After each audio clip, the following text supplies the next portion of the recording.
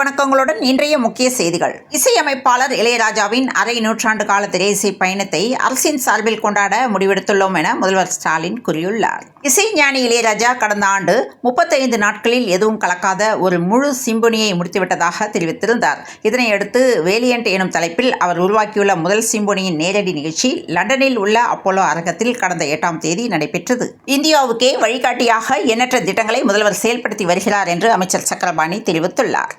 தமிழ்நாட்டு பட்ஜெட் இலச்சினையில் ரூபாய் குறியீட்டிற்கு பதிலாக ரூ என மாற்றி பயன்படுத்தப்பட்டுள்ளதற்கு மத்திய அரசு கடும் அதிருப்தியை வெளிப்படுத்தியுள்ளது. தேசிய சின்னத்தை நிராகரித்துள்ளது திமுக அரசு என்று நிர்மலா சீதாராமன் தெரிவித்துள்ளார். கோவை மாவட்டம் பொள்ளாச்சி மீன்கரை ரோடு ரயில்வே மாம்பலத்தின் அருகில் ஒரு கும்பல் போதை ஊசி போட்டுக்கொள்வதாக நகர மேற்கு போலீஸ் நிலையத்திற்கு ரகசிய தகவல் கிடைத்தது. இந்த தகவலின் பேரில் போலீசார் அங்கு விரைந்து சென்றனர். போலீசாரை பார்த்ததும் போதை ஊசி போட்டுக் கொண்டிருந்தவர்கள் தப்பி ஓடினார்கள். சிலர் சாக்கடை கால்வாயில் குதித்தனர். இதனைத் தொடர்ந்து போதை ஊசி பயன்படுத்தியதாக 8 பேரை கைது செய்யப்பட்டனர். தமிழக பட்ஜெட் கூட்டத்தொடர் நாளை தமிழக சட்டப்பேரவையில் தொடங்கவுள்ள நிலையில் பிரிவினைவாத உணர்வை பரப்பும் ஆபத்தான மனநிலை என்று மத்திய அமைச்சர் நிர்மலா சீதாராமன் தெரிவித்துள்ளார். பிணைய பத்திரங்கள் 18ஆம் தேதி ஏலம் மூலம் விற்பனை செய்யப்படுவதாக தமிழக அரசு அறிவிப்பு வெளியிட்டுள்ளது. டாஸ்மாகில் ரூபாய் 1000 கோடி ஊழல் குற்றச்சாட்டுகளை அடுக்கும் அமலாக்கத்துறை பின்னணி என்ன என்ற கேள்வி எழும்பியுள்ளது. தென்காசி மாவட்ட பாஜக சார்பில் திமுக அரசை கண்டித்து தீய சக்திகளை வேரறுப்போம் எனும் தலைப்பில் புளியங்குடியில் பொதுக்கூட்டம் நடைபெற்றது. இந்த கூட்டத்திற்கு மாவட்ட தலைவர் ஆனந்த் ஐயாசாமி தலைமை தாங்கினார். சிறப்பு அழைப்பாளராக தமிழக பாஜக தலைவர் அண்ணாமலை கலந்து கொண்டு சிறப்புரையாற்றினார். இதனைத் தொடர்ந்து பாஜக கூட்டணி ஆட்சியில் மகளிருக்கு ரூபாய் 2500 உரிமை தொகை, மாவட்டத்திற்கு 2 நவோதயா பள்ளி என்று அண்ணாமலை பேசியுள்ளார். டாஸ்மாகில் ரூபாய் 1000 கோடி ஊழல் வரும் 17ஆம் தேதி ஆர்ப்பாட்டம் என்று அண்ணாமலை அறிவிப்பு வெளியிட்டுள்ளார். சென்னை துறைமுகம் முதல் மதுரவாயல் வரை 2 அடுக்கு 4 வழித்தட உயர்மட்ட மேம்பாலம் அமைக்கும் பணியின் முன்னேற்றம் குறித்து பொதுப்பணிகள், நெடுஞ்சாலைகள் மற்றும் சிறு துறைமுகங்கள் துறை அமைச்சர் ஏவா வேலு ஆய்வு மேற்கொண்டார். டாஸ்மாக் முறைகேடு குறித்து முதலமைச்சர் மு க ஸ்டாலின் விளக்கம் அளிக்க வேண்டும். டாஸ்மாக் முறைகேடுகளை மறைக்கவே தொகுதி மறுசீரமைப்பு விவகாரத்தை கையில் எடுத்துள்ளனர் என தமிழக பாஜக தலைவர் அண்ணாமலை தெரிவித்துள்ளார். நீலகிரி மாவட்டம் உதகை பகுதியைச் சேர்ந்தவர்கள் தேயிலை தோட்டம் ஒன்றில் வேலை செய்து வந்தனர். அப்போது அந்த தேயிலை தோட்டத்தில் உடல் உறுப்புகள் சிதறி கிடந்த நிலையில் ஒரு பெண்ணின் சடலம் கிடப்பதைக் கண்டு அதிர்ச்சி அடைந்தனர். பின்னர் இதுகுறித்து உடனடியாக போலீசாருக்கு தகவல் கொடுத்தனர். திருப்பூர் மாவட்டம் அவிநாசி அருகே துலுக்கமுத்தூர் ஊஞ்சல் பாளையம் சாலை பெரிய தோட்டத்தைச் சேர்ந்தவர் பழனிசாமி, வயது 80. இவரது மனைவி பர்வதம், வயது 72. விவசாய குடும்பத்தைச் சேர்ந்த தம்பதிக்கு மகன், மகள் உள்ளனர். இருவருக்கும் திருமணமாகி வெளியூரில் வசித்து வருகின்ற நிலையில் ஆடு மேய்ப்பதில் தகராறு ஏற்பட்டு வயதான தம்பதியை வெட்டி கொன்ற உறவினர் கைது செய்யப்பட்டுள்ளார். திருப்பூரில் கொடூரம் அரங்கேறியுள்ளது. தமிழ்நாட்டின் பொருளாதார வளர்ச்சி குறித்த இலக்குகளை திமுக அரசால் எட்டிப்பிடிக்க முடியவில்லை என்று பாமக நிறுவனர் டாக்டர் ராமதாஸ் கூறியுள்ளார்.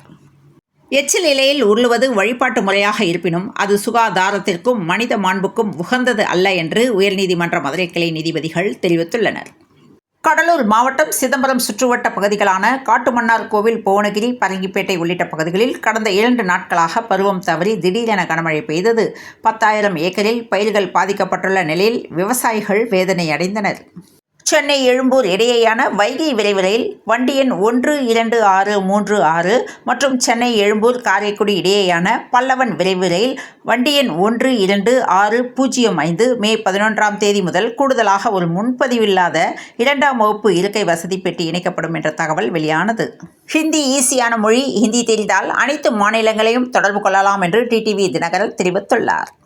முதலமைச்சர் மு க ஸ்டாலின் தனது பெயரை மாற்ற தயாரா என்று தமிழிசை சவுந்தரராஜன் கேள்வி எழுப்பியுள்ளார். நேற்று நாடாளுமன்றத்தின் பூஜ்ய நேரத்தில் திமுக துணை பொதுச் செயலாளரும் கழக நாடாளுமன்ற குழு தலைவருமான கனிமொழி கருணாநிதிக்கு வாய்ப்பு வழங்கப்பட்டது. அப்போது பேசிய அவர் பிரதம மந்திரி கிராம சாலை மேம்பாட்டு திட்டத்தில் முக்கிய திருத்தம் செய்ய வேண்டிய தேவையை சுட்டிக்காட்டினார்.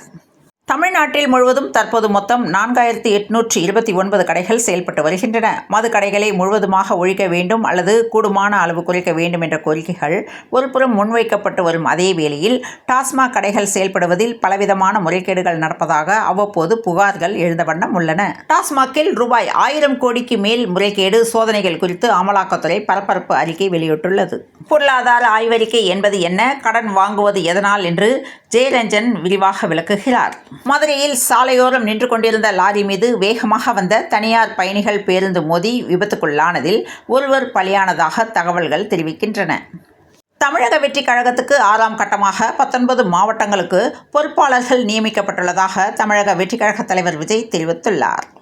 ரூ என்று மாற்றி இலச்சினை, தமிழர்கள் மீது வன்மம் கொண்டவர்களுக்கு இது பிடிக்காது என்று செல்வ பெருந்தகை தெரிவித்துள்ளார். உதகை, கொடைக்கானல் செல்லும் சுற்றுலா வாகனங்களுக்கு சென்னை உயர்நீதிமன்றம் கட்டுப்பாடு விதித்துள்ளது. தமிழக வெற்றி கழக தலைவர் விஜய் காரை மறித்து தொண்டர்கள் மனு அளிக்க முயற்சி செய்தனர். ராமநாதபுரம் மாவட்டம் பரமக்குடியிலிருந்து மதுரை நோக்கி தனியார் பேருந்து ஒன்று இன்று மாலை சென்று கொண்டிருந்த போது லாரி மீது பேருந்து மோதி பயங்கர விபத்துக்குள்ளானதில் ஒருவர் உயிரிழந்துள்ளார். மகப்பேறு மரணம் பூஜ்ஜியமாக்க வேண்டும் என்ற இலக்கோடு அரசு செயல்பட்டு வருவதாக அமைச்சர் மா. சுப்பிரமணியன் தெரிவித்துள்ளார். சென்னையில் ஒரே குடும்பத்தை சேர்ந்த 4 பேர் தற்கொலை செய்து கொண்ட சம்பவம் மருத்துவர் எடுத்த விபரீத முடிவுக்கு காரணம் என்ன என்று போலீசார் விசாரணை மேற்கொண்டு வருகின்றனர். அவிநாசி அருகே ஆடு கோழி மேய்ச்சல் பிரச்சனையால் வயதான விவசாய தம்பதியரை வெட்டி கொலை செய்துவிட்டு தப்பிய உறவினர் விபத்துக்குள்ளாகி மருத்துவமனையில் சிகிச்சைக்காக அனுமதிக்கப்பட்டுள்ள சம்பவம் அவிநாசியில் பெரும் பரபரப்பை ஏற்படுத்தியுள்ளது. சேலத்தில் பாமக எம்எல்ஏவை பணி செய்ய விடாமல் தடுத்து தாக்குவதா என்று அன்புமணி ராமதாஸ் கண்டனம் தெரிவித்துள்ளார். இந்த ஆண்டுக்கான தமிழ்நாடு சட்டப்பேரவையின் முதல் கூட்டத்தொடர் கடந்த ஜனவரி 6ஆம் தேதி தொடங்கி 11ஆம் தேதி வரை நடைபெற்றது. இதனைத் தொடர்ந்து சட்டப்பேரவையின் பட்ஜெட் கூட்டத்தொடர் நாளை காலை 9:30 மணிக்கு தொடங்குகிறது. தமிழ்நாட்டில் 8% வளர்ச்சி தொடரும் என்ற பொருளாதார ஆய்வறிக்கையை முதலமைச்சர் மு. க. ஸ்டாலின் வெளியிட்டார். தமிழக செஸ் வீரர் பிரணவ் வெங்கடேஷுக்கு ரூபாய் 20 லட்சம் ஊக்கத்தொகையை முதலமைச்சர் மு. க. ஸ்டாலின் வழங்கினார். ரூபாய் அடையாள குறியீட்டுக்கு பதில் தமிழை முதலமைச்சர் மு. க. ஸ்டாலின் முதன்மைப்படுத்தியுள்ளார். உத்தரப்பிரதேசத்தில் மகா கும்பமேளா வெகு விமர்சையாக கொண்டாடப்பட்டது. பொருளாதார ரீதியாக உத்தரப்பிரதேசத்திற்கு மகா கும்பமேளா ஒரு ஜாக்பாட். பொருளாதார ரீதியாக கும்பமேளா எவ்வளவு ஹிட் என்பதை விளக்க படகோட்டி ஒருவரின் வருமானம் பற்றி பேசினார் உத்தரப்பிரதேச முதல்வர் யோகி ஆதித்யநாத். 45 நாளில் படகோட்டி ஒருவரின் குடும்பம் 30 கோடி ரூபாய் வருமானம் ஈட்டியுள்ளதாக ஆதித்யநாத் கூறியுள்ளார். திருச்செந்தூர் சுப்பிரமணிய சுவாமி கோவிலில் மாசி திருவிழா கடந்த 3ஆம் தேதி தொடங்கியது. திருவிழா காலங்களில் தினசரி காலை மற்றும் மாலையில் சுவாமியும் அம்பாளும் ஒவ்வொரு வாகனத்தில் எழுந்தருளி வீதி உலா வந்து பக்தர்களுக்கு காட்சி கொடுத்தனர். கிரியேட் இன் இந்தியா திட்டத்திற்கு ரூபாய் 8600 கோடி நிதி உருவாக்கப்படும் என்று மத்திய அமைச்சர் அஸ்வினி வைஷ்ணவ் கூறியுள்ளார். 1995இல் வெளியான முறை மாப்பிள்ளை படத்தின் மூலம் தமிழ் திரையுலகில் கதாநாயகனாக அறிமுகமானவர் அருண் விஜய். கௌதம் மேனன் இயக்கிய எனை எறிந்தால் படத்தில் அஜித்துக்கு வில்லனாக ரசிகர்கள் மத்தியில் நல்ல வரவேற்பை பெற்றார். இந்த நிலையில் சிறந்த நடிகருக்கான விருதை அருண் விஜய் வென்றுள்ளார். பாஜகவின் ஒவ்வொரு தாக்குதலையும் எதிர்த்து நிற்கும் வலிமை எமக்கும் தமிழுக்கும் உண்டு என்று ஜோதிமணி எம்பி தெரிவித்துள்ளார். கோவையில் தீவிரவாத தடுப்பு பிரிவு உதவி ஆய்வாளர் தற்கொலை செய்து கொண்ட விவகாரத்தில் போலீசார் தீவிர விசாரணை மேற்கொண்டுள்ளனர். எனது மூத்த சகோதரர் போன்றவர், இவரை விடுவித்தது அனைவருக்கும் ஏமாற்றமாக உள்ளது என சஞ்சி சாம்சன் தெரிவித்துள்ளார். 3வது மகளிர் பிரீமியர் லீக் தொடரில் வெளியேற்றுதல் சுற்று ஆட்டத்தில் மும்பை இந்தியன்ஸ், குஜராத் ஜெயின்ஸ் அணிகள் மோதின. டாஸ் வென்ற குஜராத் பந்துவீச்சை தேர்வு செய்தது. குஜராத்தை வீழ்த்தி இறுதிப் போட்டிக்கு மும்பை இந்தியன்ஸ் முன்னேறியது. எப்போதும் தோனியுடன் இருக்க விரும்புகிறேன் என்று நெகிழ்ச்சியோடு சஞ்சி சாம்சன் தெரிவித்துள்ளார். சென்னையில் இன்று 22 கேரட் ஆபரண தங்கத்தின் விலை ஒரு சவரன் 64,960 ரூபாய்க்கும் 1 கிராம் 8,120 ரூபாய்க்கும் விற்பனையாக உள்ளது. தமிழகம், புதுச்சேரி, காரைக்காலில் ஒரு சில இடங்களில் இன்று முதல் 4 நாட்களுக்கு இயல்பை விட 3 டிகிரி செல்சியஸ் வரை வெப்பநிலை அதிகரிக்க வாய்ப்புள்ளது என வானிலை ஆய்வு மைய இயக்குநர் செந்தாமரை கண்ணன் தெரிவித்துள்ளார். தொடர்ந்து இணைந்திருங்கள் பிரபாஸ் கதமம் செய்திகளுடன். மீண்டும் மற்றொரு செய்தியில் சந்திப்போம். நன்றி, வணக்கம்.